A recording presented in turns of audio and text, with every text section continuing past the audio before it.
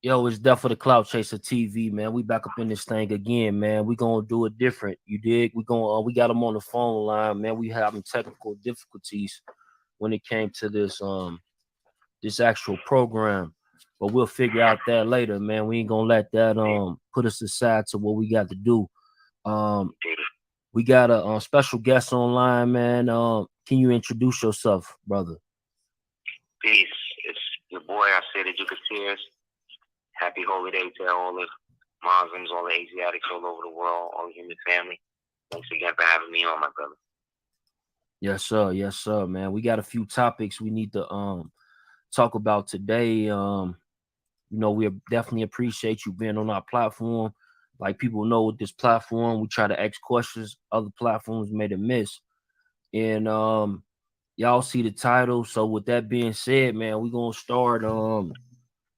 I want you to, tell the people a little bit more in regards to the bond system and how the bond system work, brother. Because I think that a lot of people are confused. And on this episode, I definitely want to make sure we enlighten some people. Indeed. Can you Mr. Helmy, right? Yes, sir. Okay. Everything in the United States is based on a third-party obligation.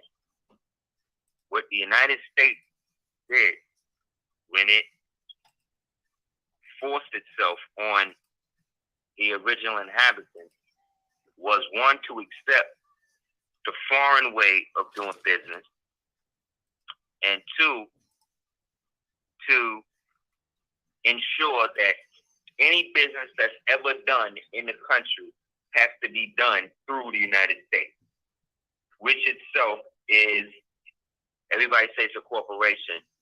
It has elements of a corporation, but for the most part,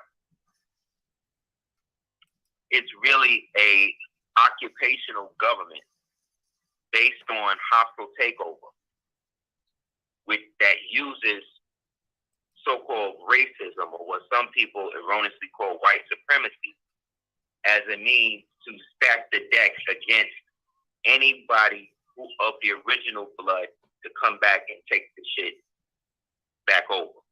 You know what I'm saying? Right. So in our system, in a Republican form of government, all money has to be enumerated in gold or silver.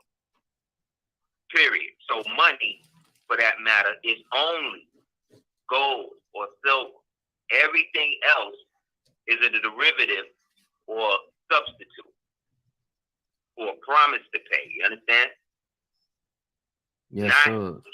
Not the obligation, not the ability to just pay straight out. Right? This is an obligation, right? So what they did after they forced themselves, after what we call the Civil War, these different wars and everything happened, forced themselves.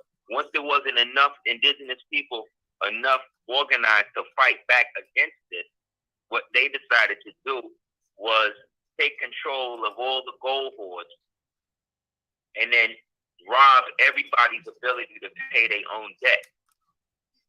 And then supplant that with the evidence of the occupational government's debt in the form of what we call FRNs, or Federal Reserve notes, which are different than silver or gold certificate notes that look the same up until they stopped being issued.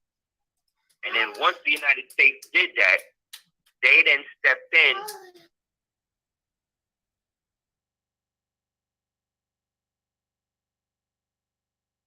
and use your gold and silver to own something, because if you pay it with that, you really own it.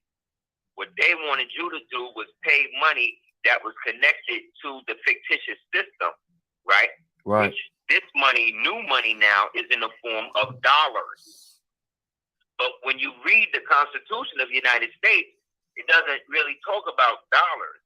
It talks about enumeration, the promise to pay. It talks about gold and silver being used to pay down all debt.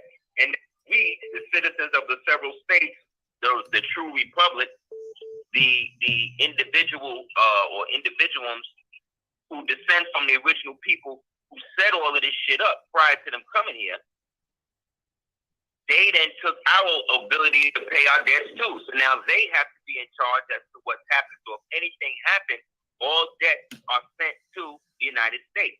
So in a way, the United States is just one big bookie that's basically just paying everybody's debt off, or everybody's paying into to get their debts paid that can never really be paid because nobody's using real money to pay anything. So everybody's using the obligation to pay, which means nothing is being paid. So in a world like that, see, we, according to the original document, only supposed to pay our debts in gold and silver. And then when you read the annexation, the congressional record of the annexation of Texas in 1854, it says that all of the land, all of it, belonged to the ancient Mauritanians, the Moorish peoples, and their Indian associates. The Indian associates now are the niggas that had no skin in the game. These are the invaders from Mongolia and these other places that came over here that we kicked their ass and then put them in what they call reservations, meaning that once they lost the battle coming over here with Genghis Khan and them in the 13th century, I'll tell you the book, you can read that about it. But once that happened, they created we kicked their ass and then said, well, we ain't gonna put y'all on boats back across the water to Siberia, or back across the Bering Strait to Siberia. So what we're gonna do is let y'all niggas live as like homeless people in wigwams that we call teepees today. Okay? And then y'all can hunt and shit for y'all food in this area, but y'all can't come around the mounds and the cities and the underground cities and the palaces and the fortresses and shit that was already here prior to y'all get here. That's why the Indians, the people they call Native Americans, don't own shit. They lived like squatters. You understand? They lived in little hamlets that we'll call villages or whatever, right? And those villages and hamlets were basically just the place that they could stay, or that we gave them to stay for a certain amount of time. And so once the paleface came, the paleface knew that these dudes, they have no connection to the land like that, but he knew that they was salty because, you know, they was still under our jurisdiction. So he went to them and said, look, I'm going to call y'all Indians, and we'll work together to take the land from everybody else. You understand? And so this is why the white man and the Indians started working together, and this is where you get the $5 Indian from. Because they started working with the Mongol influence Indians to basically act as placeholders to keep our land away. Right. So like, even when you got this type of stuff going on, like the biggest thing involved is money, right? And you know, moving forward, you got some of our great leaders, you know, and one of them, you know, like we call all the time is Martin Luther King. Can you speak on Martin Luther King and his involvement inside the community? Was his involvement inside the community, was it righteous? Nice. Well, I mean, you know, if you think about it, well, first let me put a bow in the other thing, and it relates directly to this. Mm-hmm. So he created. So once these, you know, people work together to displace us, when you read that congressional record, the annexation of Texas, 1845, it basically says that the United States, the Anglo part of the United States, was trying to basically move the rest of the country into a Moorish, Spanish, Mexican, American war, in which the Anglo-Saxons would basically try to come and create a perpetual move to keep us disenfranchised. So, according to the laws, the free white persons were everybody that was not Caucasian. And these were the people who were allowed to be here as naturalized citizens. If they were Caucasian, of the Caucasian race, meaning white males, white females, that they couldn't be over here, according to the law. You can read this in a dictionary called Black's Law Dictionary, 4th edition. Look up the definition for the word free white person, and you'll see what I'm saying. So it means anybody that's not a white man. So what they had to do was create it and flip it so it would apply to them.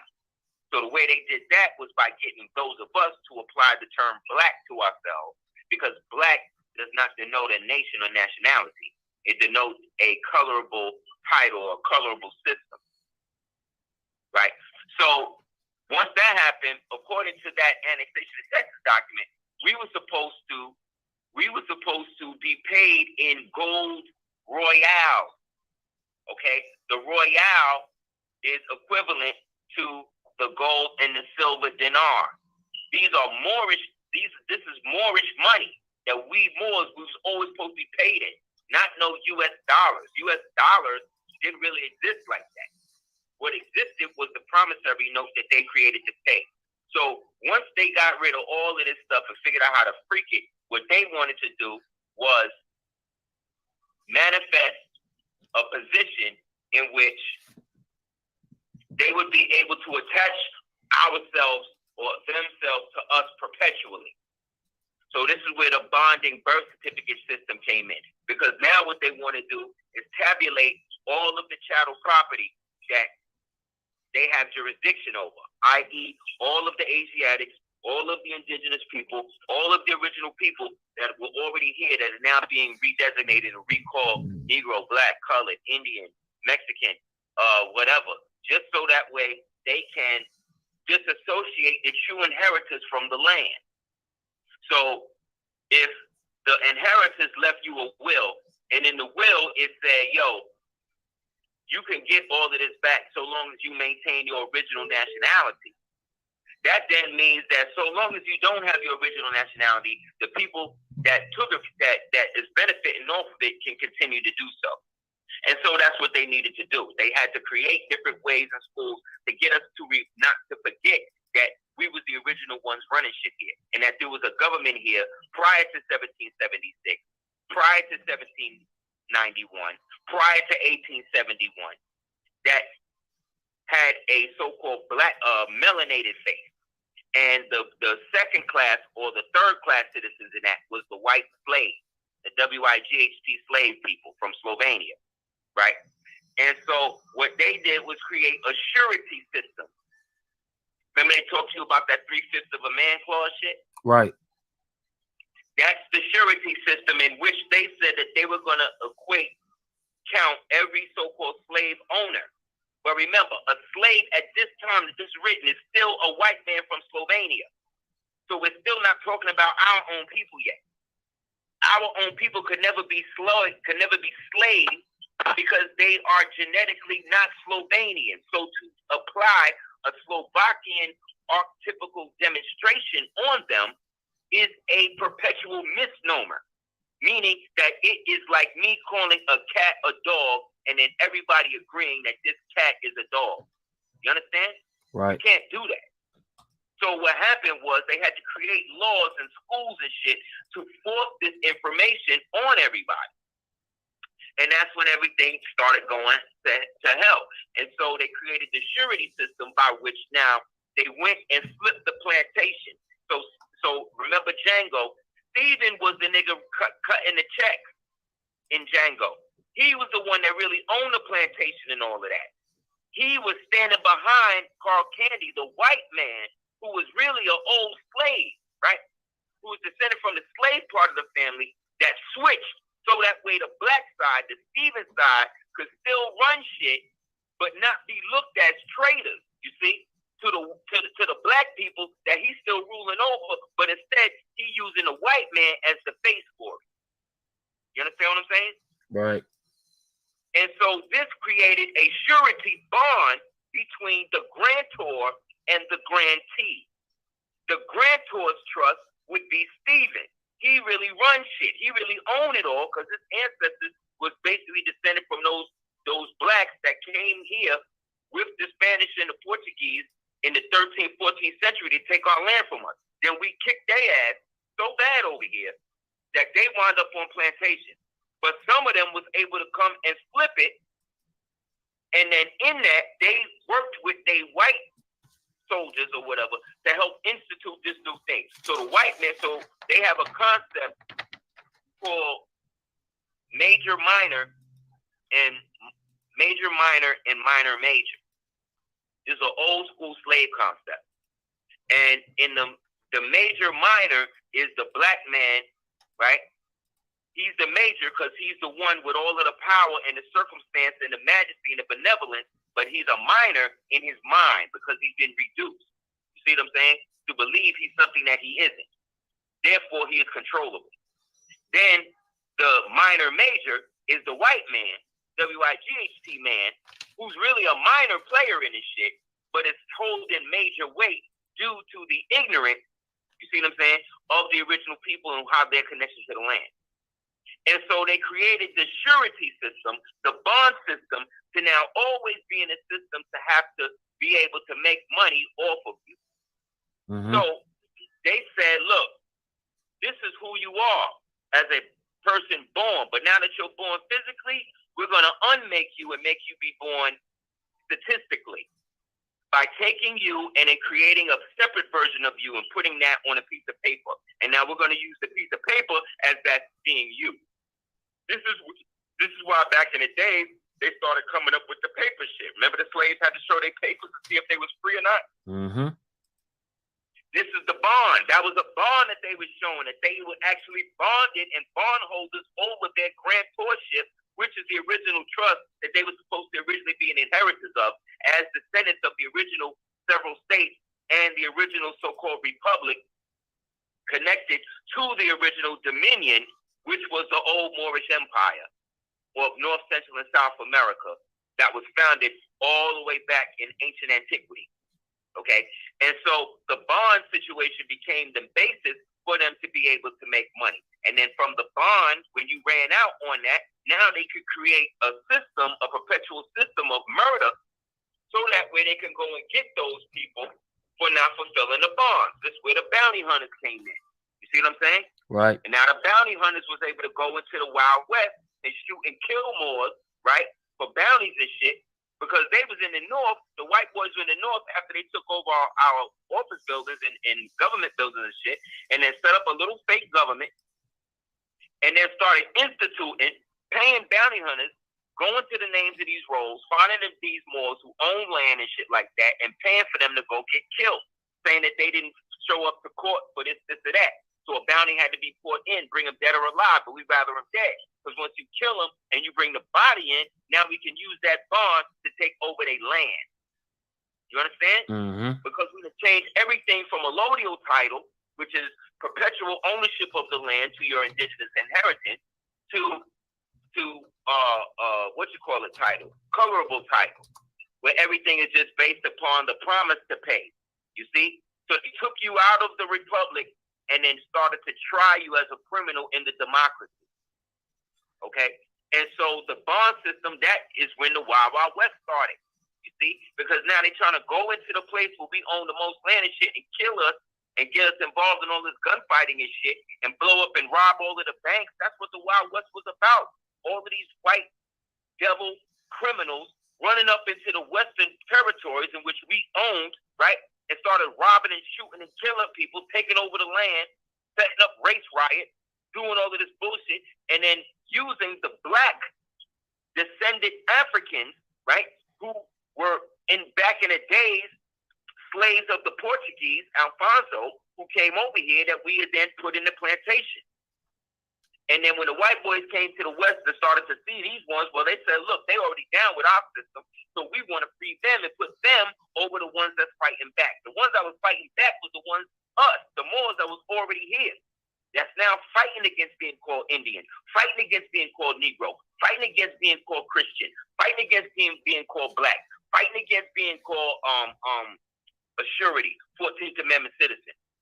They're coming and dismantling our natural born government. The cracker wants you to believe when they came here, no, nothing was here. Everything that you see here now was here then. They just added on and got those of us that was more connected to them to help them displace the rest of us. And that's what happened. That's where the Buffalo Soldiers came from. These is fucking sellouts. These is Indian Moors. These is Moors who are willing to accept the term Indian and then go on behalf of the United States to then go take land from the rest of their people that wasn't down with the shit. Just like the Tuskegee Airmen, fucking traitors. traitors again. How are they for black people when the Tuskegee experiment was they're putting syphilis in black people, mind controlling them, and monitoring them for generations? That was the plan, to monitor them for generations, to see how the dirty shit they put in them would manifest in them. This is why these niggas were so prone to go and fight for a devil that hated them. Just like your man Michael King. This nigga's name was Michael. That's not even his real name. Martin wasn't even his real name. His name was Michael King. He changed his name to Martin when he was going into the ritual, because he now had to adopt. Like when you become Pope, when you become Pope, you got to adopt a new name. You see what I'm saying? You got to take the name of an old Pope. So when Michael decided he was going to, take the role, he became Martin, because now he wants to follow the old mold, Martin Luther, the reformist. Because Martin Luther, the old European who created Lutheranism, that was a black man. All of these niggas that we think was white was black, but they happen to be European. And those European blacks had the tendency to use their slaves to do their work for them. And their goal was to bring their way of doing business over here and getting us to adopt that. And that's what they did. To the point now, we all born with English names. You know what I'm saying? Right. But Michael started out as a insecure boy. He witnessed his brother jump out, something was happening, or he had some sort of illness, and shit got real hectic in his house, and something happened, and his brother literally jumped out the window and killed himself. At least that's the story. And they said that psychologically damaged him. And so he had a pretendant. They said he had a preponderance. This is Martin King. He had a preponderance to go out there and do things to get people to be into him. This is a psychological evaluation. Now, I don't know the man. This is just from mad books I done read about this nigga and shit that I done researched and stuff. So, long story short, he was very smart, but he wasn't like brilliant, you know what I'm saying? But he had a very good oratory voice. And so very early on, the people that he was involved with, his father and them type of people, they knew that this dude was somewhat special and that they could do stuff with him or for him. And so they got him in the seminary school. Once they got him in seminary, that's when he really started, that's when he met his first couple of white people, and they started really going in on him. And then he developed this whole thing for white women. So the story is, only thing a black woman could do for Martin King is tell him where the white woman was at. Right. That's how much he liked them. They said that the day of the Nobel Peace Prize, the night before, he was in Stockholm or whatever. Then he got the police called on him, and they was going to arrest him because he was boning some white women in the room. And then when she didn't want to do it no more, whatever, she ran out the room. He ran after her, butt naked in the hall. You know what I'm saying? They say this is the night before the Nobel Peace Prize thing. So he already had these issues. Plus, he was a Christian, and I told you, all the black Christians are descended from those old school traders that adopted or were forced into the Christianity and then became soldiers in the Union Army, which was the army for white supremacy. Okay? So all black Christians are white supremacists. All of them. Okay? Because black folk, the Christianity that black folks supposed to be dealing with, if they was really dealing with it, they would be Muslims. But they not. You know what I'm saying? They're following the Roman Christian thing. So they wonder why they get Roman punishment. So let me ask you a question though, like going back to like MLK, right? Like you talked about the white women, and like today, what we'll see is that these same white women who he was behind the scenes messing with is the same white women who has been on like these campaigns for the past 20 years against the black man on how, we don't like to protect our women and we leave them in result of what we going off of what Malcolm say, if you would have me, meaning that we trying to keep it peace when they tell us that our families ain't going to be able to eat.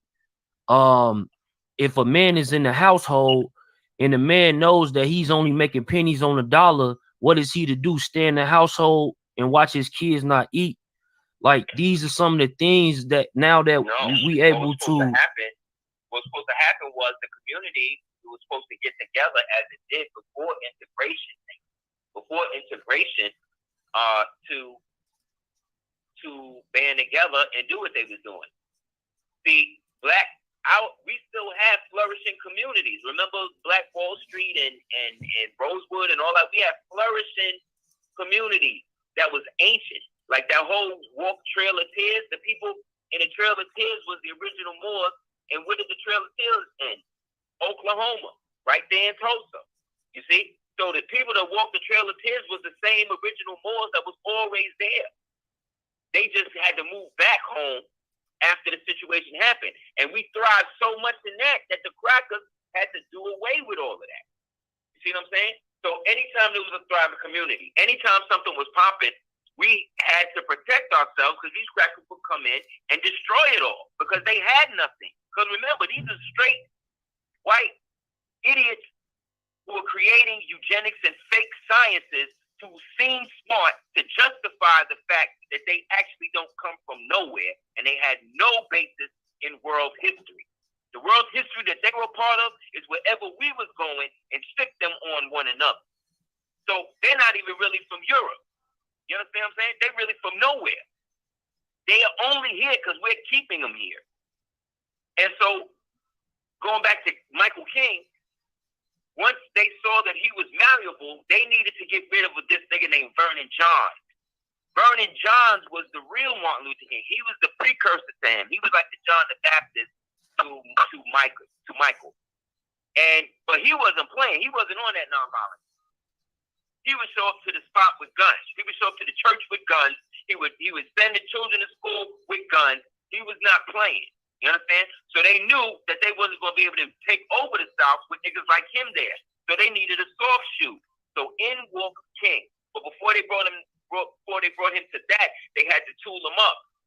So they already knew that he was malleable. They already knew that he was that. They already knew he had a thing with white people.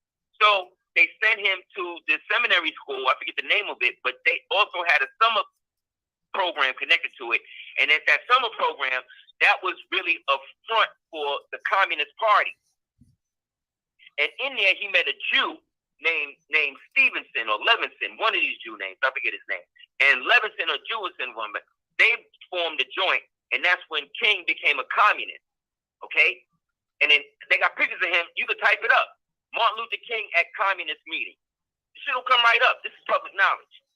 So as a communist, you see what I'm saying?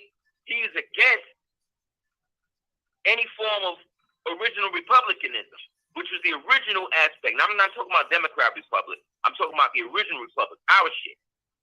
This Democrat Republican thing, that was created in the fiction in the United States. So anything created in the United States is an agreed upon fiction. Anything outside or prior to the United States is the real shit. Okay? So he became a part of that Communist Party. And in that Communist Party, he began to use the communist values to instill and put black people on that shit. When we worked together, but it wasn't like we gave up all our money and each as individuals, we didn't have nothing. That's not how we worked. We followed the old aspects of the empire. We all chipped in together and then received the reward, but we were all still able to maintain our own property. You understand? Right. Integrationism was what they used to get black people to start to accept communism, because that was a way for them to now go from depending on themselves to depending on the state. You see? Right. And who was pushing that? Thurgood Marshall, Boulay. You know what I'm saying? Who was pushing that? What's his name? Thurgood Marshall. Martin King. Who's the other one? Edward Minton, the nigga who started the Sigma Phi Rho and the AKAs and all these things. These Boulay niggas, the Talented 10, the NAACP, which was founded by W.B. Du Bois, W.B. Du Bois, Ida B. Wells, Stephen Rosenblatt, Mr. Rosenberg, and everybody else was Jewish. Okay? This is why Ida B. Wells knew who was going to get lynched so quick. Posse in New York And as soon as somebody gets lynched in the South, she knew exactly what happened, and it wasn't no damn phone, and it wasn't no damn internet. Right. Because the people that they was lynching was landowners, was doctors, was emperors, was kings, was princes here in America. But they just tell you, oh, these were slaves they just picked up. These are just some niggas they just picked up and hung and burned and shit. And we just think that's it. No, these were the presidents of the original republic in these pictures. These is landowners. That's why as soon as somebody got lynched, their land was taken. They wasn't just killing niggas just because they hate them because they black. Yeah, that's part of it. But this is about a land grab. This is about turning the blacks that was left into surety bonds. And then we can create a sharecropping system. So that way we can't own the land, but we can use their body, and because their body is on the land, we can own the land through them. And this has been a system that black people been supporting ever since. And wonder why they don't have nothing. Wonder why everybody else in the world come here and disrespect them. Because they made us exiles in our own land, just like this nigga Martin Luther King said. It wasn't until the end he started to see the error of his ways. Go back and look at that speech that he gave, the I Have a Dream speech on the Washington lawn. What you're going to see is a bunch of niggas around him wearing low white feathers. Nobody ever asked who them niggas was. That was the auxiliary of Prince Hall niggas that was trying to defect from his shit into the Nation of Islam, into the Muslim demonstration. That's when you see because he wound up finally speaking to Elijah Muhammad. And Elijah Muhammad, peace be upon him, put him on. Because he wasn't going to listen to Malcolm. Because that's his contemporary. But once he went and saw Elijah Muhammad, and Elijah Muhammad started talking to him about Noble Jew Ali and everything else, that's when everything switched. That's when it became about, that's when it went about being about black rights and started being about what? Human rights. Right? Right. It stopped being about let's start marching, and it started being about let's start boycotting by keeping our money. Remember? Yeah. Then what happened? As soon as that shit started, what happened? He got outed. They popped him. Yeah. Hoover, who was another black man, another dirty Moor, because he was a Moor. He was King's handler. And when King started to break away, he wrote a letter to him, blackmailing him, getting him to trying to get King, he wrote him a blackmail letter that was basically a trigger letter to trigger him to kill himself. It's on file. You can check it right now. Matter of fact, the United States, look it up. And you speaking on Larry Hoover? I'm speaking on J. Edgar Hoover. J. Edgar Hoover. J. Edgar Hoover, the nigga they said is white, that was really a black man who was a self-hating homosexual as well as transvestite, but he was also practicing Moorish science in secret. And because he was great friends with A. Philip Randolph, another black boule nigga, they worked together. A. Philip Randolph, J. Edgar Hoover, W.E.B. Du Bois, Ida B. Wells, Madam C.J. Walker, all of these boule niggas was working with the man to disassociate everybody from the land. Okay? And so Hoover, when he saw that he couldn't get King to kill himself, he went the other route. He then came out and then said, well, we need to put something down to get rid of all potential. We don't want any more Noble Jew Alis rising up. So we are going to stop the rise of the Black Messiah. Okay? Now, Messiah, the Christians believe that's Jesus. But when you read the real Bible, the Geneva Bible, or the Keber Nagath, or the Apocrypha, right? You will read about where it talks about the people raising up and waking up to a better understanding of themselves, and the people being the body, and the body being the Messiah. Okay.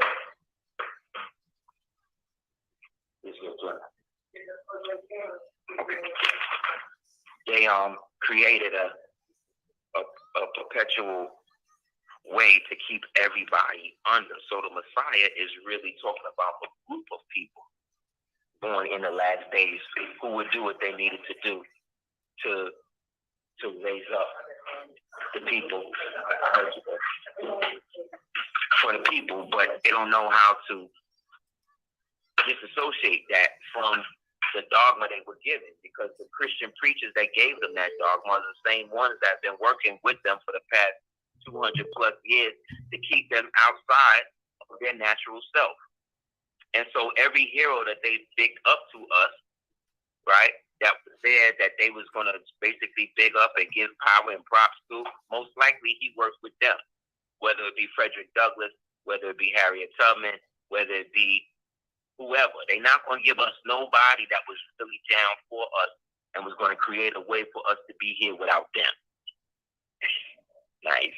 Gotcha. You know what I'm saying? They're not going to do it because they can't exist without us. See, we don't need them to live.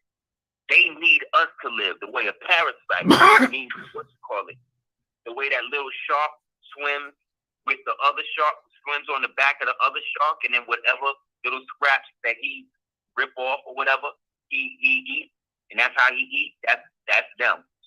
They are a perpetual parasitic race. They only subsist and exist on the extinguishing and the submission of other people, other races, because they are perpetually xenophobic, because they spent their initial habitation and incubation in harsh conditions that basically turn them into perpetual xenophobic savages, but they try to hide it through a form of civilized barbarity. Okay, so you can't rape somebody, but if you see this, this man should not rape your child, but if this man rapes your child and you find him and you kill this man for raping your child, then you could go to jail. That's some bullshit. That's not justice. That says, this is why whenever you see stories about racists and killers and serial killers, they always bigging them up. How many fucking documentaries you gonna see on Ted Bundy? How many documentaries you gonna see on the Nazis? How many documentaries you gonna see about Charles Manson or any one of these damn serial killers? Why are you niggas so caught up and so thing? How many books you done read about Jack the Ripper? Why is it everything that these niggas deal with is so perpetually based on murder that there's nothing divine or divinity about it? You know what I'm saying? So they created a perpetual wave of disunity amongst us by breeding into our people. You see what I'm saying? And then created a perpetual waste now where they now can always benefit off of us, because anything we do, we're going to go and check with them first. Do you know any other race that do that? Do the Chinese people, does China ask America when it wants to go and fucking organ harvest over 250,000 people of its own citizens because they Muslim, cut out their organs and shit, and then sell them to people in the United States? No, they just do it. You see what I'm saying? Right. The only people in the world that ask permission to do shit is African or melanated people. Everybody else do that. Absolutely. It's because there's no such thing as an African person. When the people in Africa are in Africa, they don't call themselves African. They call themselves Somalians or Sudanese or Congolese or Nigerian or whatever. And most of those African nations were all named by white people when they was leaving. Most of the African nations, upon that era, remember, these niggas just got free in the 60s. Think about that shit. That's not a long time ago. Right. They just got free, and they not, because when they left, all the 64 African nations paid into a trust called the perpetuation for the continuation of colonialism. And each one of these African nations, 64 of them, paid about 25 to 35% of their national GDP to England, mostly to France. So that means 90% of the French economy is based on the exploitation of original people over the past 243 years. Is anybody going to shut France down? No. You know what I'm saying? But France got the nerve to want to ban the hijab. You see? That's why they burning that place to the ground. That shit is a shithole. They're about to get rid of France too. It's already started with Britain leaving. Britain have left the Brexit, and they gangster. These are niggas that set the shit up. And they say, you know what? Y'all keep paying for this shit. I'm out. So now, in another 10 years, you're not going to have no England the way that you have it now. It ain't going to be perpetually Christian. That Christian England shit is dead now. You know what I'm saying? Right. Because based upon the migration, they've projected that England is basically going to be 90% Muslim in about 5 years. So that's all them white people that's been in there, all of them white Freemasons, all of these niggas that's been fighting the Moors and fighting the Muslims and all that shit or whatever, they're about to see that debacle. So where do you think all them crackers, the ones that don't die from the extinction, the ones that don't die from the low birth rates, the ones that don't die from the melanoma, where do you think they're going to go? They're going to come over here. Where they been? How their ancestors used to do. That's what I'm saying. When shit got hot over there, they would just come over here. From ancient times, we was doing that. So you don't think they're avoiding? You don't think people from other countries? Because I've been seeing a lot of people with saying, like, you know, they own movements on we need to get back to Africa. So you thinking that it's a lot of people that's pretty much still wanting to come to the United States for some sort of freedom? Yeah, I think the cracker know when he say Africa, he's talking about Earth. When the Moors say Africa, we're really only talking about Libya. Because Africa was named by Moors, by Latin speakers. There are no Latin-speaking tribes in Africa today. So if that's the case, that's like you being a so-called black man, right? And then I say that you're Spanish now, right? Right. You're gonna be black until you're not Spanish. But once I get you to acknowledge something and you accept it, then that becomes the law. That becomes the reality. Okay? Right. And so, if you have a name for your people, and you decide to not call your people that, you want to call them what I choose to call them, that means I run you and your people. It's simple. It's simple. Dogs don't name themselves, do they? Cats don't name themselves, do they? Cars don't name themselves, do they? Men do that. Right. You see? So it's really about what you choose to be called. Well, black folks don't put themselves in the position to learn or to establish an idea outside of what somebody else told them idea should be. So let me ask you a question. Like the chat right now, you know what I'm saying? They pretty much going crazy in regards to, you know, the white reference and, you know, these different subjects and these different words that's used. Can you like break down the difference between the word white and black for me? If you could start with white. Yes. The term black, right? Right. Everybody wants to get into being black. Well, I'm black. I mean, this is black and this. The term black is German. The word black comes from black or black or black or black. Okay? That's a German word. So if you're a black person, you're saying, and you're deciding, okay, I'm black. I'm saying I'm black. That means that you, again, are using another nation to define yourself. You understand? Because you're using a German word. So when the Germans was dealing with people with no nationality, meaning those Moors who have been denationalized or have been taken over or was just straight on some like piratism stuff or whatever, they would label them as bleak, because they had no nationality, no flag. You see what I'm saying? Nobody to that represented them. They was just out for dolo, for self, for nothing. You see? And those people were seen as Mexican that would just come and rob you. Who that sound like? Right. It sounds like these people. Then if you want to be a African, like I said, that is a word developed by the Carthaginians, of people with a nationality. You and I are ancient Carthaginians, or can be considered ancient Carthaginians, because we are descended from the ancient Moors, from the Moors. And the Moors were descended, again, from the ancient Carthaginians, the ancient Canaanites, the ancient Moabites, the ancient Egyptians, the ancient Phoenicians. You understand what I'm saying? It keeps going back. We don't deal with no modern bullshit. All this modern shit is why everything is messed up. Because everybody got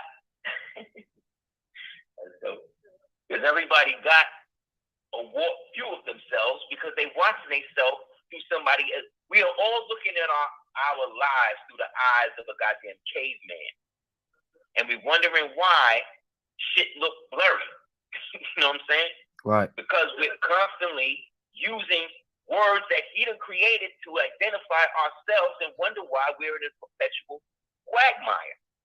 Because this nigga uses words as spells. That's why they call them spelling bees. You understand?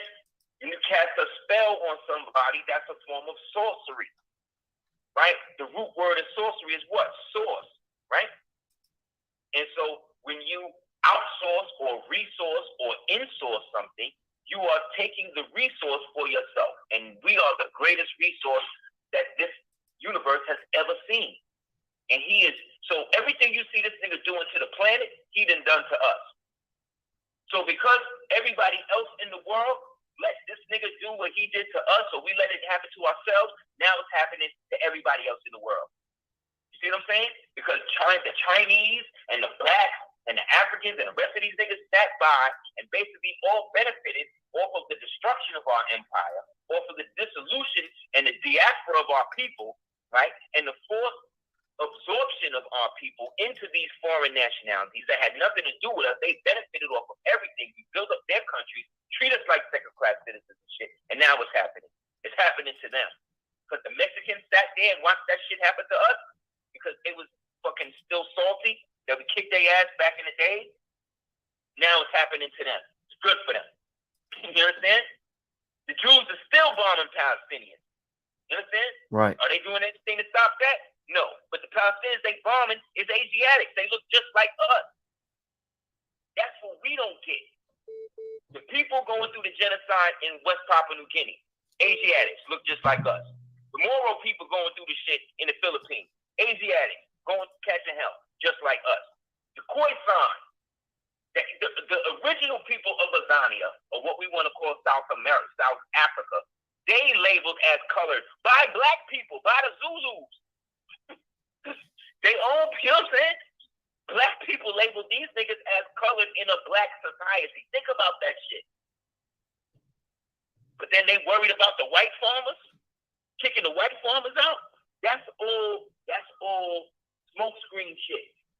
The real threat to them is the San people, the Khoisan and them people, because them people been there forever, before the Zulus, before the British, before everybody. And these is light-skinned black people that was perpetually light-skinned without the admixture of no white people. So that shatters that myth. You know what I'm saying? Right. Agree, white man to be light-skinned. No, that's more bullshit. Because those light-skinned people that's made with white folk is different than the light-skinned people that's made just with black folk. Facts. It's not racism, it's facts. Black women, when you have babies with a white man, there's a what is this thing called? It's like a pill or something that you got to take in order for you not to abort the white man fetus. This is real shit. Look it up. But they don't even tell black women about it. They just say, oh, well, you just got to come in for OBGYN or some whatever. And you know, black women, they don't know. They just go, whatever. But no, if you want to have this your womb is the womb of creation.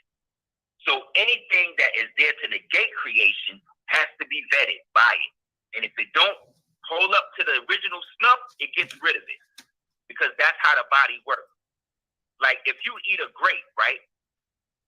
Your body don't digest the grape. No, excuse me. If you eat a raisin, right? Your body don't digest the raisin. Your body is digesting a grape, which means that your body turns the raisin back into a grape before it eats it. It digests it. Think about that.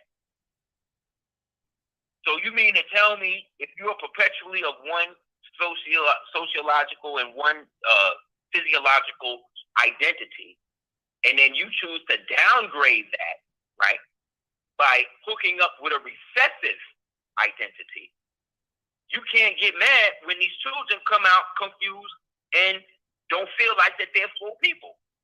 Because you perpetuated that. If you a so-called black man and you a so-called white woman, and y'all both, you believe you black and you believe, and she believes she white, and she believes her ancestors used to enslave you, you are perpetuating white supremacy.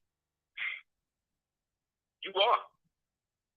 Especially the niggas that was marching with King and all these type of niggas. Because all them people, you talk all of that stuff, but the integration wasn't to make black people better. That was to give white folks more time on the planet. More time to put their foot in your ass. You see? So again, if black folks is black, but black is a German word. If black folks is African, but African is a Latin word, and there's no Latin speakers in Africa, then that's why Africans don't refer to themselves as that. So what are African Americans doing? Who are they? What are they saying? What are they returning to when they go back there if they was never from there? See, the ones that's returning, to me, is the ones that's descended from the original ones that came over with the invasion in the late 12th to 13th century with the Portuguese in them trying to take our land. And these are the perpetual slaves that we kicked their ass and put them in what became the slave system in the South. So they, again, were traitors. These is niggas trying. If niggas try to invade your house right now, niggas try to break in your house right now, are you going to make them citizens in your house? Hell no. No, you're not. You're going to kick their ass and kick them out your house. Right. Which is what we tried to do. But then you had half of us that, again, were descended from those that helped kick these people out and keep them away from us, and then owned these slaves on their plantation. That's why Harriet Tubman was a slave, but Mr. Tubman was free. Because Mr. Tubman descended from the people who was on the land, and Harriet descended from the niggas that came over here to convert everybody to Christianity on behalf of the Portuguese. I don't even think that was, I think Araminta, which was, they say was her real name, that was the original wife, and this chick Harriet, whoever she was, basically just took over, adopted her personality. Because when she left Mr. Tubman, so long as she was with Mr. Tubman, she was free. If any Moors call her outside of that, she would be put back to POW because that was the law. That's what we did to these niggas that tried to come and take our house. And so what she did, she became a spy, right, for the foreign black, white Europeans who was already establishing a power base out of the East Coast, and started to work with them to come into our lands, right, in the South and the West, and convince those native-born Moors or those slaves, again, the descendants of the ones that was put on there for their hostility against us 150 years earlier, started to preach to them and told them that they could come and be free with her. And so the more she did this, the more she smuggled these people out, the more props she got, and that's how she became a general. But she was bringing these people out of the frying pan and putting them into the fire. Because once she brought them north, now they became U.S. citizens, and U.S. citizens is what? Surety bonds, slaves, right? Right. And now they can get weapons, and now they can go and take the land from the original people that locked them up for trying to take that land. Then once that happened, and they came through, took all of that, now they come up with Reconstruction and create a whole new history saying that there was nobody here. So now the history of the foreign blacks becomes our history. And now we get put on the same level as them. You understand? Yeah. Yeah, and that's what people need to realize that. They need to realize that. They worked it out totally. And the blacks and the whites been working hand in hand to make this shit happen. They be giving us this false doctrine, this false thing. You mean to tell me you know all of this about you know about King Tut, you know about Ramses, you know about Timbuktu, you know about the Giza Pyramid, you know about the Khufu Pyramid, you know about all that. Okay, what about Pakal Bhutan? See, crickets. What about El Camino? Crickets. What about Montezuma El? Crickets. What about the Chicamacha? What about the Panahasawa? What about that? That shit is more connected to you than all of that Egypt shit. Right. But to know about that type of stuff I just mentioned, you know where you gotta go? You gotta go to places like Germany. You gotta go to places like England. You gotta go to places like Morocco, because that's what they got in all the books. All the statues. They got statues of us as indigenous Moorish Americans over there in Germany to this day. Black as all hell, with war bonnets and tobacco and fezzes and turbans and all of that. That's why in Django, the white guy, Dutch Schultz, right, was from Germany. And when he was in the cave, he was talking to Django, and he realized, oh shit, the story of Brunhilde and Hans is being played out in front of me. And what did he say? He said, by my honor, I am nobly bound to help you. In the movie, the white man saying that. Was the black people helping him do that? No. Because again, these crackers know. Everybody know. But you and me. They want you to believe that you everything. You could be a slice of bread before you be a Moor. Before you claim your real nationality. They would rather you put on a dress. They would rather you turn your penis into a vagina than put a turban on. You understand? So it must be something to the shit. You know what I'm saying? Yeah. It must be something to the shit if they're willing to get every and anybody else to be everything else but that. But again, these Negroes, they want to be everything else but what they naturally are. Because it's easier to live a life and have somebody tell you what to do. It's easier to put on an apron and to wear another man's name on your hat and make secret meetings and shit and give each other little hand grips and grab each other's balls and shit than to actually sit down and have to stand up for your man, for your nation. It's easier to join the army than set up the revolution. You understand? That's where these niggas is at. They do not want to let this white man go. This WGHT white man go. WIGHT white means, again, a creature, a phantasm, a perpetual criminal, someone born into perpetual savagery, a ghost, an apparition, something that does not exist. White, the WHITE, right? That is something pure, something that exists, something reverent, something that deserves respect. All they did was switch the writing. And they got a dumb nigga like Dred Scott, who was free. When he left, he went on a trip with his master, Mr. Sanford. He was free. He could have just left. No, he wanted to be a good nigga and show his master that he respected him still. Even though he could have been free and left, he still wanted to be there. What did the master do?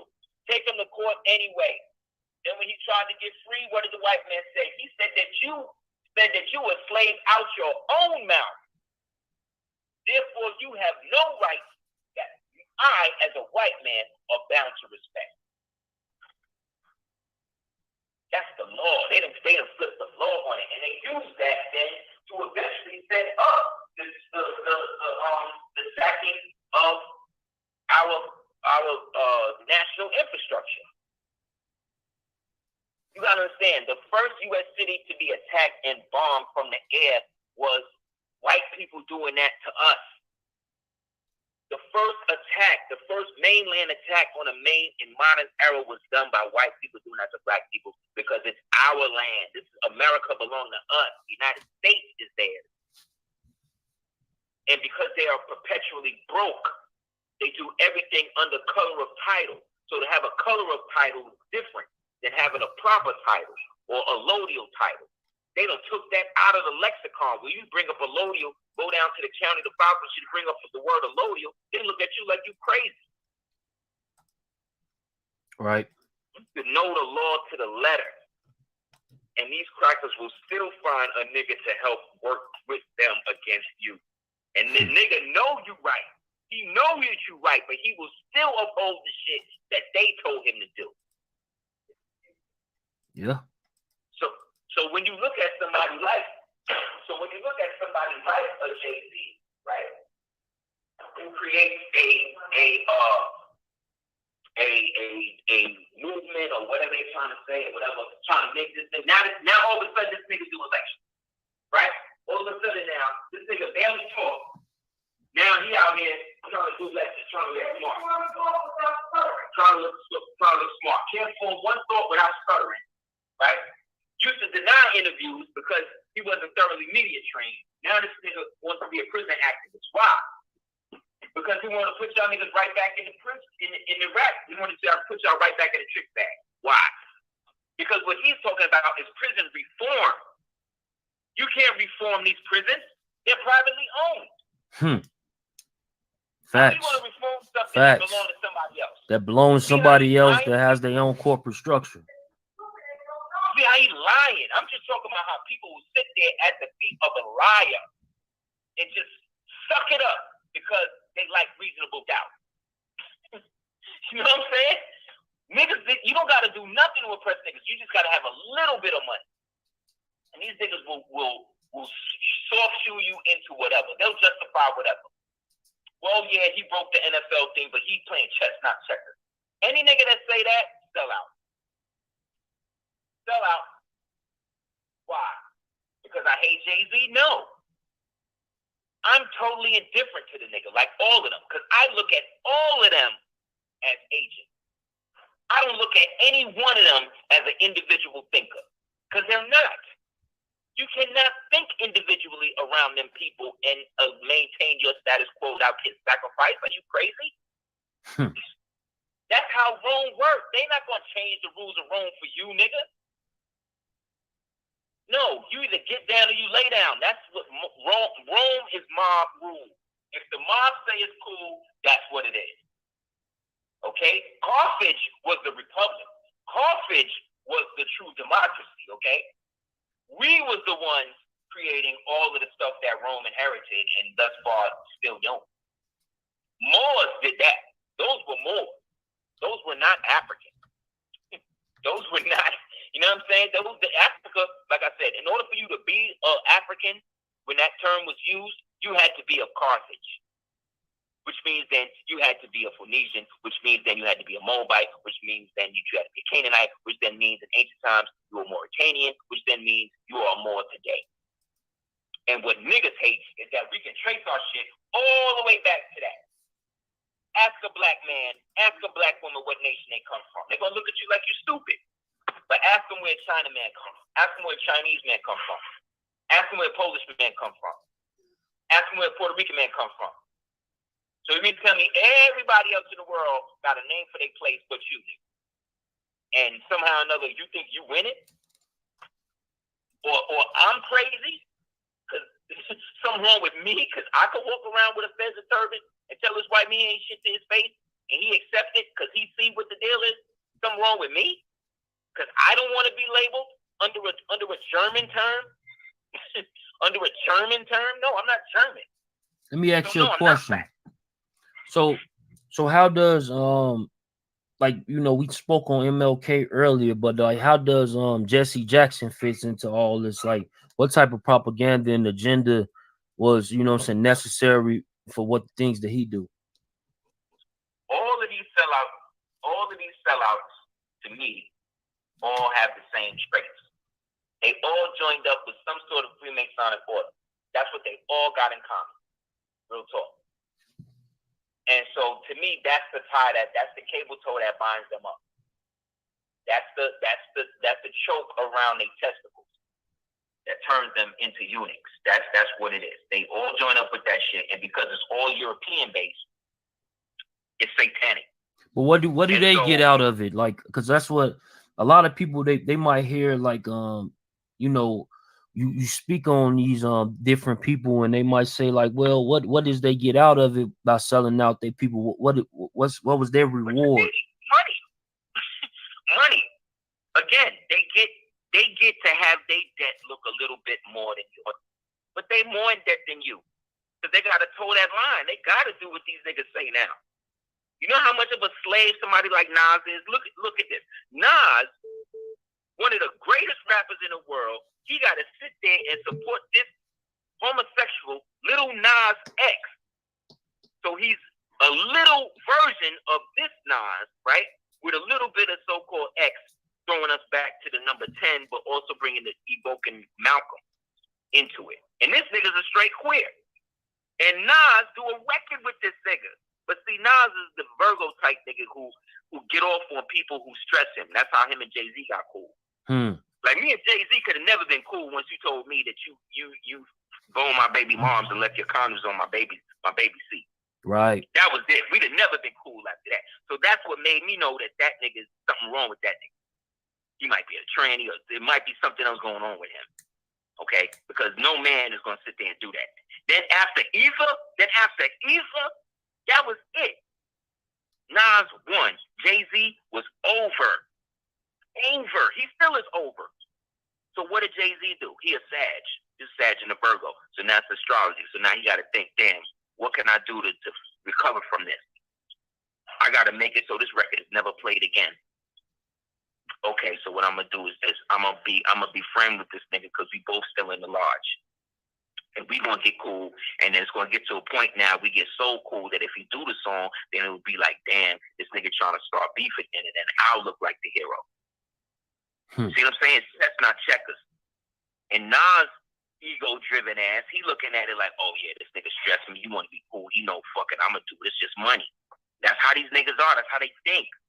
Any man that will do anything for money cannot be trusted. Listen to these lyrics, what these niggas will say that they'll do to you for money. Think about it.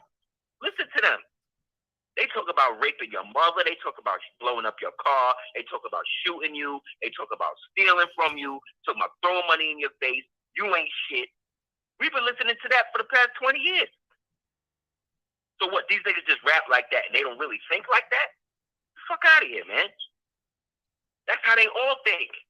So again, this nigga Nas will go and do a record with his replacement.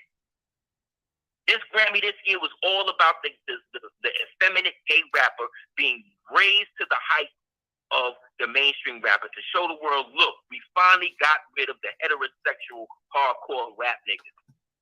We got a whole bunch of bitches now. We got Tyler and his little pink shit. He's gay. Then we got Little Nas. He's gay. Then we got Sway. He's probably gay. And we got him. He's gay. Again, it's not about the gay thing. It's about the fact that gayness, homosexuality, is used as a weapon against black men. I don't give a fuck how supportive a black woman is, the so-called black woman is, for gay rights or this or that. You do not want your son being raised like that. And if you do, something wrong with you. You bought it. These African nations that Trump just banned to America all have one thing in common. They're not fucking with that homosexual shit. That's what it is. They are not trying to allow their people to be weaponized into becoming homosexual degenerates. So again, I'm not calling homosexuals degenerates. I'm talking about the weaponized homosexuals that are used to degenerate the natural heterosexuality of melanated people, because that's not our culture, degenerate. This bitch ass nigga, this other nigga, Jadena, this nigga that walked with the human hand puppet, Janelle Monáe. Yeah, I know exactly what you're talking about. This and nigga like trying to justify homosexual in Africa. Wow. Is that that's what's on his agenda now? I didn't know that. Yeah, that's what he just did. He did a whole interview on that. Right after Malik Yoba came out talking about Tank came out talking about if you suck a dick, you're not gay. This is what they doing to young men. Then right after that, That's when Malik Yoba got outed with that situation. Then right after that, that's when Obama came out with the toxic masculinity shit. There was Steph Curry. Right after that, Steph Curry got emasculated by his female, by his girl. Remember that shit happened. Then right after that, that's when the shit happened with what's his name? The other homo thing that they came out with. I just had it.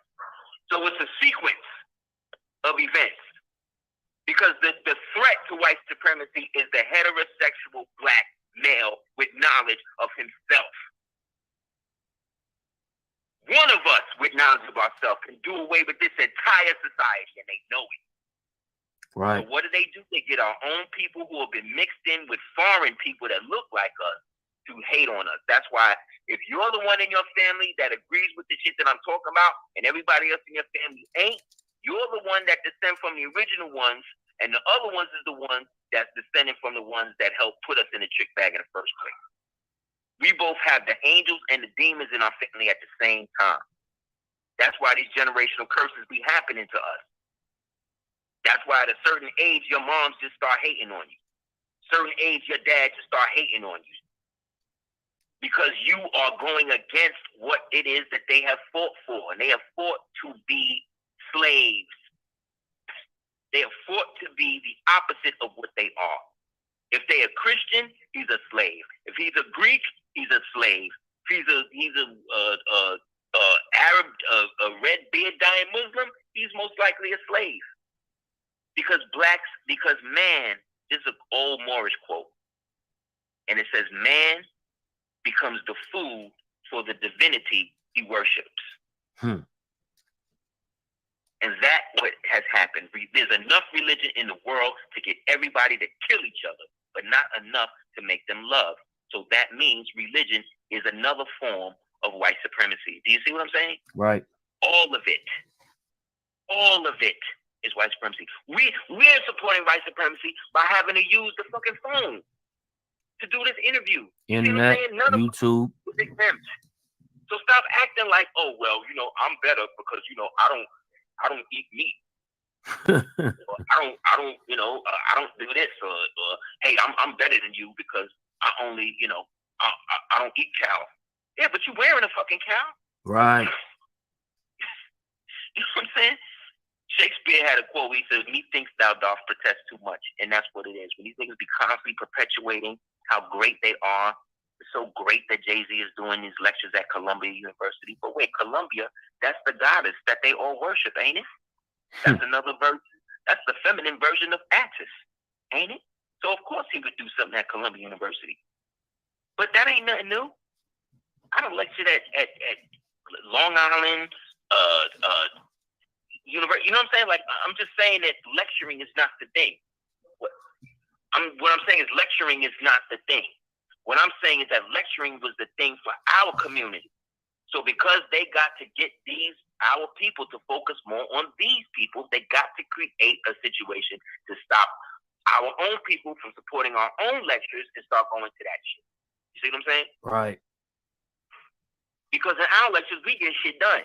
His lectures, you just go sit there and be starstruck. That's all it is. Ain't nobody gonna ask this thing no real questions. Come on, man. Ain't no black people in there gonna ask this thing no real questions. They're not gonna do that.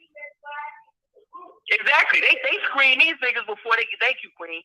My queen said they flag these niggas before they even come to the ring.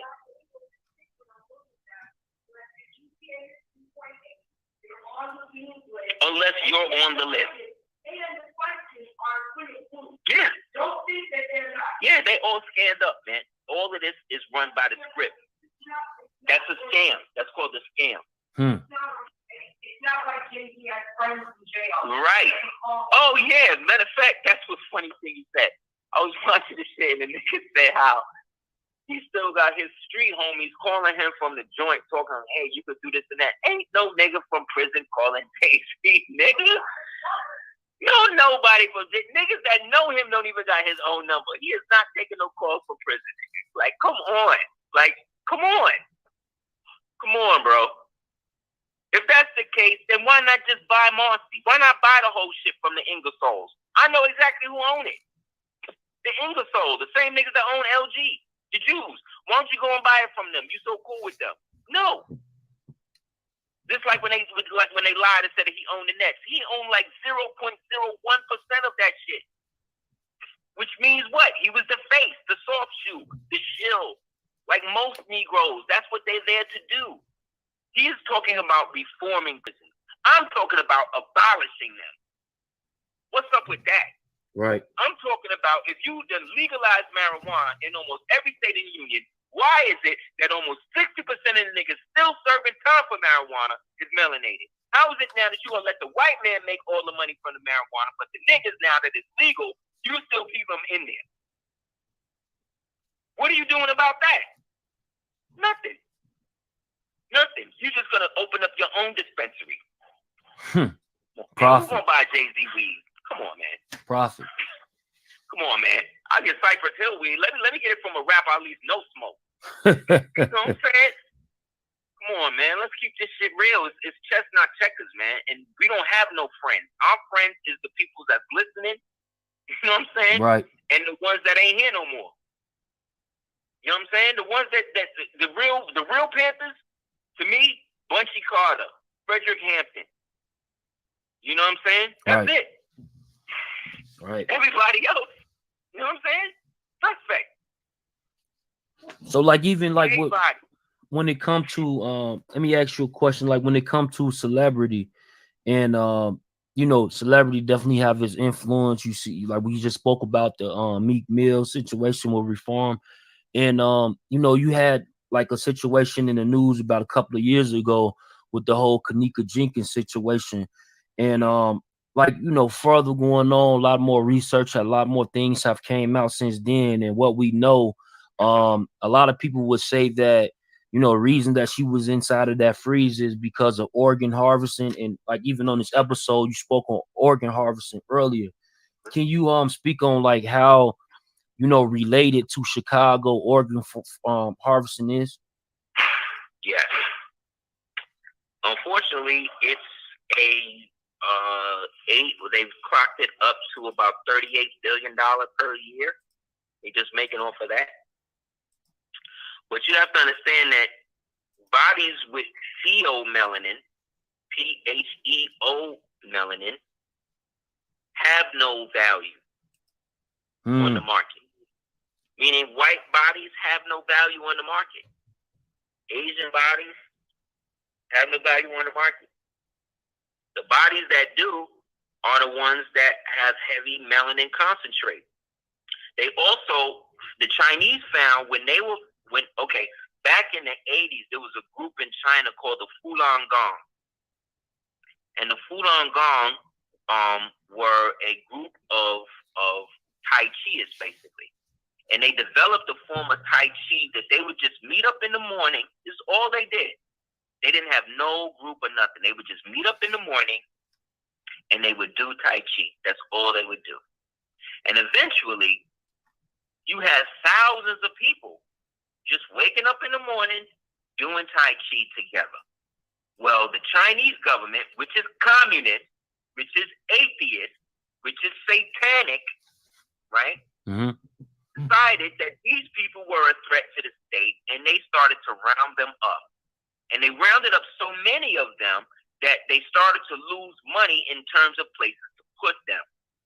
So one general had the bright idea to start organ harvesting them and then using their organs, because they found that the Falun Gongs, the people who were practicing Falun Gong, when they would look at their organs, even though they weren't melanated or Chinese, they had a certain chemical balance in it that seemed to be more healthy than the people in China that weren't doing it. And this is why you don't hear about the Falun Gong no more. Because they done basically, so went from the Falun Gong they doing that to, now they started doing that to the Uyghur Muslims, because there's a heavy Muslim community in China. So many, in fact, that they got their own temples, they own. Now these are the old ones descended from the old Moors that was in ancient China. Okay? A lot of them are. And when it came out that this is what the Chinese was doing, it was a big thing in the Muslim world. And so the Chinese went and met King Salman, right, who is the psychopathic genocidal maniac who's running Saudi Arabia now, who had his whole family basically arrested on behalf of the United States, and he also is a Jew, and he's the one that's working to break Saudi Arabia up into 3 different parts. And he's the one that just allowed the Jews to come to Mecca. He's also the one that's pioneering and championing the Pope's initiative to merge Christianity and Islam together into one religion called Chrislam. Okay? And so this guy, Salman, said, when they brought it up and said, well, the Chinese can do what they want to those Muslims because that's their government and we can't come out and say nothing. So now this is why I know I ain't no Muslim.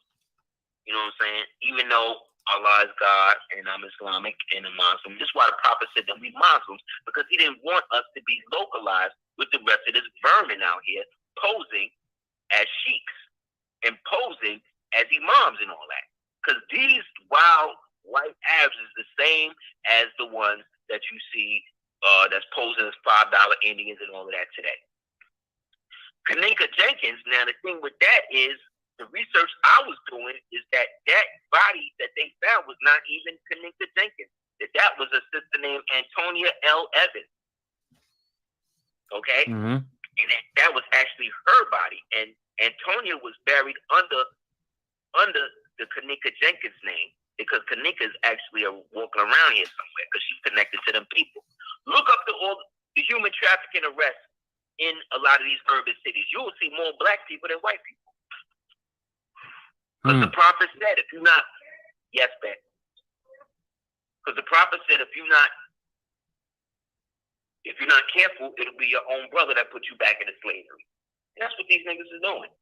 So this organ harvester shit, this has been going on in Crown Heights. They just busted all of these Jews in the Crown Heights area for doing that.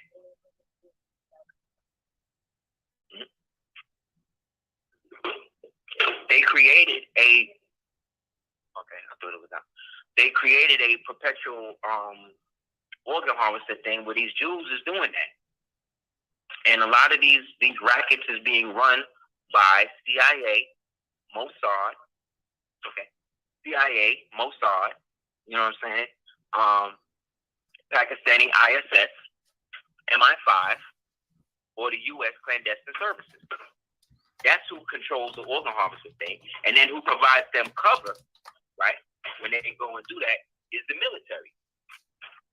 Because the military bases are all over the world, and they're private.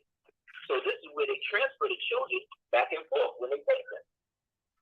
This all, believe it or not, if you notice, all of this stuff started happening after 9/11. Because the human trafficking thing, the right to go into other countries, is in the Patriot Act.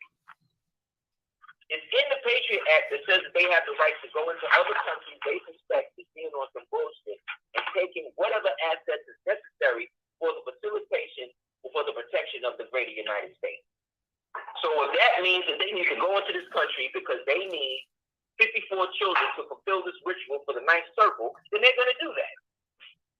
And there's a document, the Patriot Act, that gives them the legal right to make that happen. Because that is also based on an earlier doctrine, thing called the Monroe Doctrine, going back to President Monroe. So again, this is the world we in. Right. Half of our people is down with the fucking slavery. The other half of our people don't believe that it's no slavery. And the other half of our people know what it is, and we just doing shit like this with each other, trying to protect ourselves from everybody else. Because the original man and woman are the only species on the planet that are preyed on by every other race on the planet, including their own. We are the only people that went through a forced occupation and came out as something else. But everybody else that went into their occupation came out what they was. The Chinese invaded Japan. It didn't. After the Chinese left, they were still Japanese. When the Germans when the United States invaded Germany and left, they were still German. And they never use the word white on white war or white on white crime when they kill each other, do they? But when it come to us, same thing. When the Boers fought the Zulus, right? Apartheid came after that, but the Zulus were still Zulus, wasn't they? Right. When the Moors of America went against Rome in 1492, right? After that conflict that lasted from 1492 all the way up to 1871, when they came out of it, what was they called? Negro, black, colored, Indian, right? And by that time, somebody else was being called Moroccan, right? Yeah. So again, don't let these people think that in order for you to be a Muslim, you need to learn and speak Arabic and all of that. Because your prophet came to you in the language that he was supposed to come. Right. Don't never let no Arab, don't never let no Christian. You understand? The first Christian church in America was founded by Moors in 3 AD in Casacamacumet Bay by the monastic Moroccan Brotherhood of Moors of Carthage. It's still there. The oldest mosque in the Western Hemisphere is the Alamo, built by the Almohad Moors right there in Texas. So you mean to tell me that the earliest mosque was built in Texas, and the earliest Christian church was built in Massachusetts, and they both was built by Moors, and ain't nobody talking about this? No, because you got other niggas taking the credit. And this is the problem, because they've all made oaths and taken agreements and agreed to jerk each other off, literally, and have sex with each other, literally, to maintain the secret, to make sure you Moors don't get nothing back. That you are always under the jurisdiction of an African. That your DNA is always predicated on what somebody else's DNA is. We the only people in the world they do this to. Now everybody do it to us. Let me the ask Africans. Go ahead. No, the Africans, the Spanish, everybody, even the uppity Negro blacks, the ones that's born here, but then feel like they better because they done been to Harvard or Yale, or now they working for LGBT rights or whatever else. Because that's the thing. Black rights and gay rights, they done merged together. So if you down for black people, you got to be down for gay people. Because I told you that parasites, they graft on anything to you. So now it's more about James Baldwin being gay than him being a great writer. You understand? Right. That's what they do. And you know who's letting them do it? Black folk. Your celebrities, your leaders. Al Sharpton was known. It's a fact. Go online and Google it. You can write and get it from the FBI that he is a compromised informant, that they used him in a drug deal to blackmail Giancana, one of them niggas. Right. I seen that. It's a known fact that the United States was found guilty and complicit in the assassination of Martin Luther King. That he did not die on the balcony. That back they made it to the hospital room, and in the hospital room, 3 white Master Freemason doctors came in the room. They all hocked up and spit on him and let him die. That's what happened. Right. And again, the United States was known. They have been found guilty in the assassination of him. So you mean to tell me he the only one they hit? And you mean to tell me niggas are still talking about being nonviolent? Right. You mean to tell me niggas love everything, niggas hate everything about slavery except Christianity. That's how you know they crazy. They crazy. And any nigga coming to you, and I'm using the term nigga because that's what, maybe I should use the term nakers, right? Y'all let the white bitch go with that, right? We nakers now. Y'all let her get off with that. So don't come at Aseer the Duke of Tears. Oh, he hate black people. He don't know. No. Go at that chick. Go at Rush Limbaugh. Go at these other people because they always quick to come at Moore. But I tell you this: if a Moore don't know, don't nobody know. Right. Nobody know if a Moore don't know. Half the information, y'all niggas, the world would still be in the dark ages if it wasn't for us. So how is it that we could bring humanity out of the dark ages? But then we can enslave them at the same time. That's how you know these niggas. That's why they kill them 3 a week, man. Let me keep you here real quick. like now when we talking about the organ harvesting with Kanika Jenkins, like far as like Chicago, why would they, be targeting a city like Chicago, Because Chicago is where the temple was founded, and that's where the Divine and National Movement, which is the Divine and National Movement of the Moorish Temple of America, is the Moorish Empire. So the whole empire is consolidated in the Divine and National Movement, and that was established firmly in Chicago. And when it happened, there was a mayor at the time named Mayor Anton Shermaka, just back in the 20s. But remember, this is Chicago now, when the Prophet there. The Prophet was there when Al Capone was there, when Prohibition was there. Think about it, Mo. Al Capone was there at the time. Prohibition was at the time. Was going on. They was just about to get into World War I. Like, this was the roaring 20s. Okay? The Prophet and the mob of them niggas, they was under the Prophet because, going back to World War I with Turkey and them, right? The Turks and them during the Crimean War was all black. After the Crimean War, which was the first mechanized war in history, modern history, the Europeans decided that they needed to break, in order for Britain and them to really rule, they needed to get rid of Turkey. So what they decided to do was supplant the ruler of Turkey with what they call the Ataturk. This is now a nigga from Greece, a white man from Greece that they're going to make Turkish and make him the head. And then when he becomes the head, they're going to use him to break up the nation. Okay? So the Ataturk winds up coming in, and right when he came in, they said, well, we're going to adopt the Fez. They brought all these Fezes from Morocco and Tunisia between 1881 and 1903.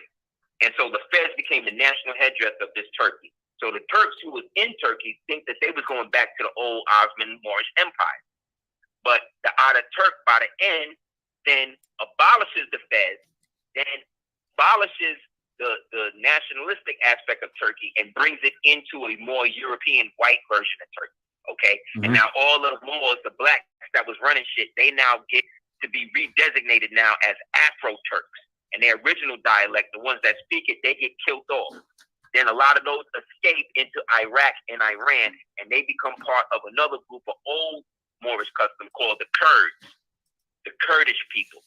These were all Asiatics at one time too. And they worship a black god. In Egypt, he was called Amun, but the Kurds refer to him as Malik Tos. He's blue, and he's got peacock feathers with flame in his head. That's another version of Amun, but he's for this word. Malik and Malik is the same word. So Malik Tos is this god they call him the Peacock King. That's why the Arab Muslims hate the Kurdish people and try to exterminate them because they're more connected to us. Anyway, when the Ataturk did that, the young Turks that was in Turkey, the Turkiye at the time, rebelled. And so if they saw you with a Fez at this time in Turkey, they shoot you. So what the young Turks started doing was wearing the derby. You know what the derby is, right? It's not the top hat. It's like a small top hat that Al Capone and them would wear. Talking about the little short hats, not the big ones, but the short round. They got a round top and they're kind of small. Right. Just type in a derby. Derby hat. You'll see what I'm talking about.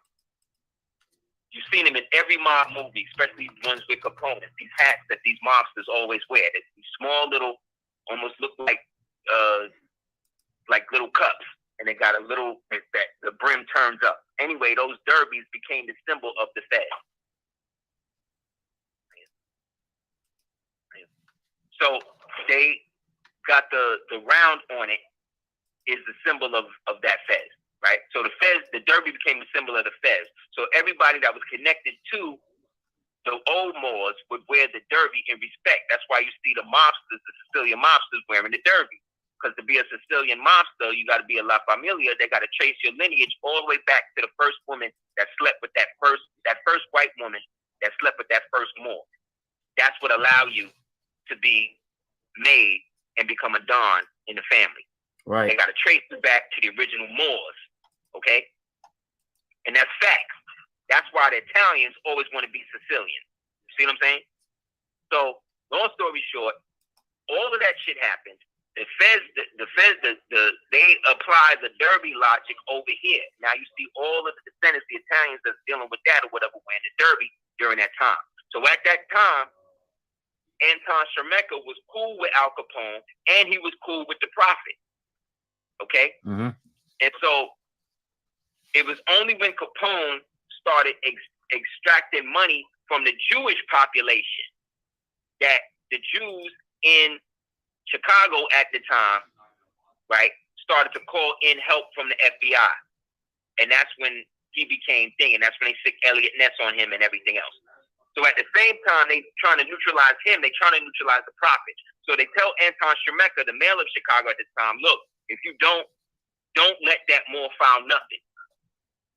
Anton Schermecker, though, being a Hungarian Jew, knew his position and had allegiance to the Prophet. This is a white man. And said, no, I can't stop him from doing that, and allowed him to file the proper paperwork that reestablished the Vasa State and the Moorish Temple of America and the Divine and National Movement and create the perpetual way for us to get back all our shit. Because the Federal Reserve branch out of Chicago is listed as G. The Masonic branch, the Masonic symbol has a G on it, right? Mm-hmm. Right.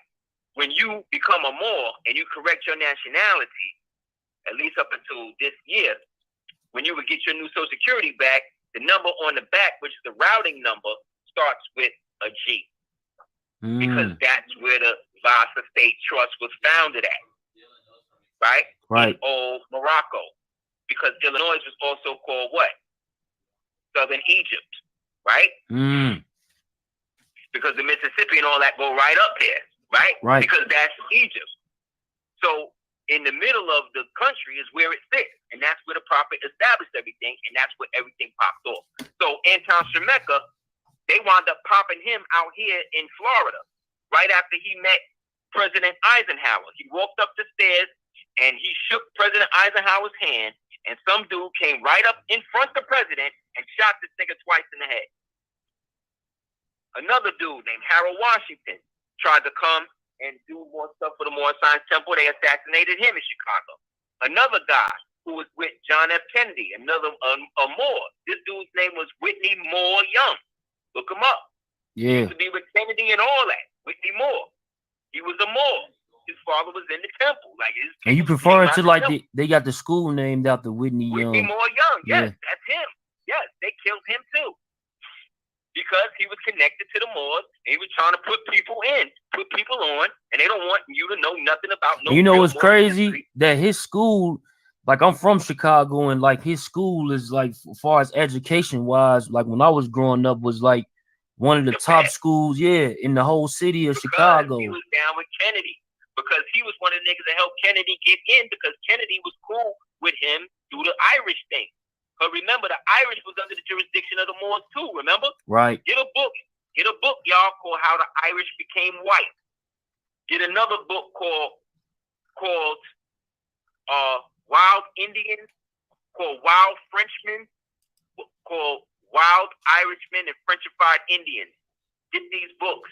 Get another book called The End of Iberian Rule in America. Get another book called Diplomatic Relations of the United States and the Barbary Powers. Get another book called Golden Trade of the Moor. Get another book called Othello's Children in the New World. Get another book called The Origins of Humankind by Churchwood. Get another book called The Moors of Spain, Stanley Lane Poole. The Moors After Spain, Stanley Lane Poole. When Nations Gather by Sultan Abdul Latif. 12 Secrets of the Caucasus by Assad Bey. Get these books, man, because these books been here. I used to have to literally steal these books more from libraries. I used to, like, niggas would go boosting for clothes. We used to go boosting for books. Go to college libraries, all types of shit.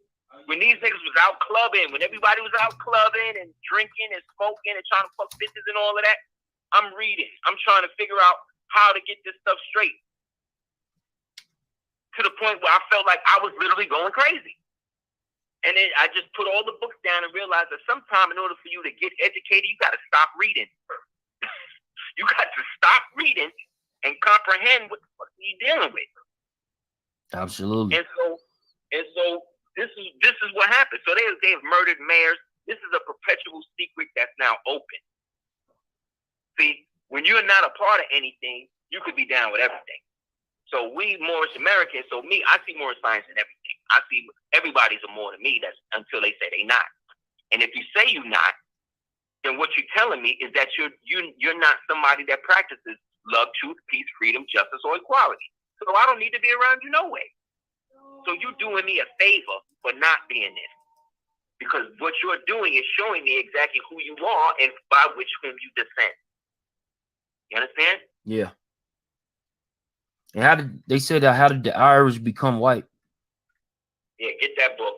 How did the Irish become white? By locking you niggas up through the police force. That's how they did it. They found a place to become powerful in the city government, and that city government shit came from the bounty hunter stuff. And I told you where that came from. So all of this is about tagging and bagging original men, because we are the inheritors of not only this land, but in every land. We are the indigenous men and women of every landmass on the planet. We didn't come out of the Africans. The Africans and everybody came out of us. You understand? Right. I am not African by descent. Excuse me, I'm not African by descent or nativity. That's like my cousin. Just like I'm not European by descent or nativity, but I will have some of that DNA in me. But the European DNA that you see in me ain't coming from no white man. Ain't no white man, no recessive gene can ever supplant a dominant, period.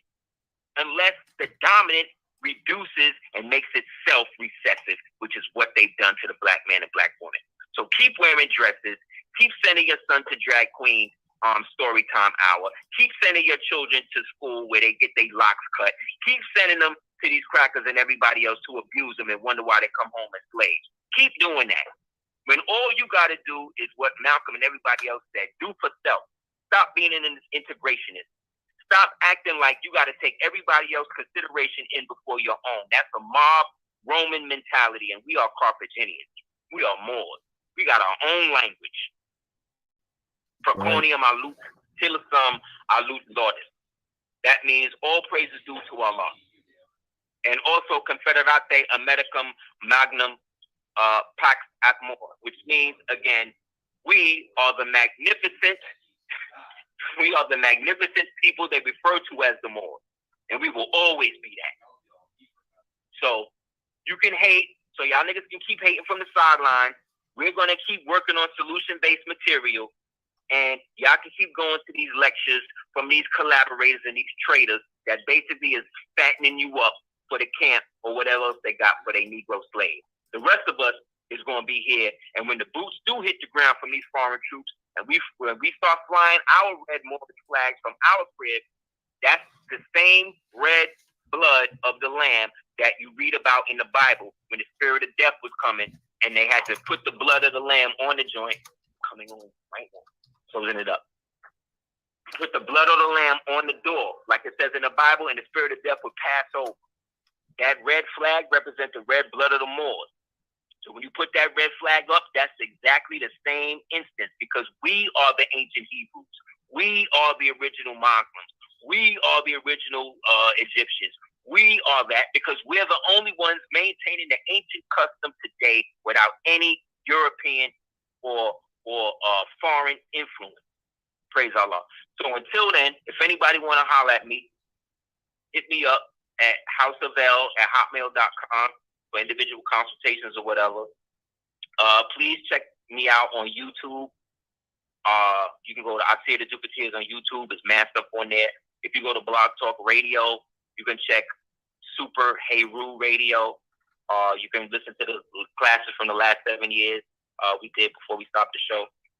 If you hit me up on Facebook, I'm Aseer Ali Cordoba, but they ban me like every month, especially when I go in. So I went on the Epstein thing and the Harvey Weinstein thing. I did a documentary, a DVD called The Breakaway Society, and I talked about how a lot of these Freemasons are actually castrados, meaning that they had their testicles cut. Some of these niggas got testicles and artificial vaginas put in. Well, the chick from the Harry Weinstein thing proved me right, and she said that he actually has a penis and with no testicles. So look that up. We'll check that out and see what I'm saying. And that's what, and it ain't just him. It's a lot of them, black ones too, that's walking around with all that shit the same way. And they want to tell you how to be a man or a woman. Because they worship a dirty god named Aseer, who will call the Statue of Liberty, and that's a castrated transvestite god. So if you down with that, that's the Roman shit you down with. Stay away from me. Stay away from the Moors. You definitely cloud chasing, and we're definitely gonna blow you up. Oh, and lastly, please check out CordobaOrganics.com. Anybody that has any type of skin ailment, skin splints, or anything like that, it's the only Moorish American, 100% owned, 100% organic, no artificial thing on the market, which is why you probably never heard of it. They rather you work for Carol's daughter and put all that mineral and shit that's going to give you cancer in a couple of years. And again, Carol's daughter was bought by who? Jay-Z. So it all comes full circle. You know what I'm saying? All right. Absolutely. Hey man, we appreciate you, brother, for tapping in, man. Like I told the people, hopefully we can do this often. We just did it back to back, so we're gonna let y'all, marinate on all this information. We're gonna see if we're gonna tap in with the brother in about a month or so and get back to it, man. But we definitely appreciate you, brother. I appreciate you, brother. Again, thank you again for having me on. Big up to Cosmology Bay. Big up to the Sultanate, the Americanos, Estados. Big up to all of the Moors, all of the Asiatics, everybody in the Moors of America, everybody in the international movement, all the Moors that are declared, all the Moors that are not declared, all of the ancestors that left, all the ancestors that's coming. You got to support the fighters. Even if you may not agree with what the Moors doing, big up to any Moors that's putting work in on this cracker, whether right or wrong. All right? Islam. Love. All right? Look forward to seeing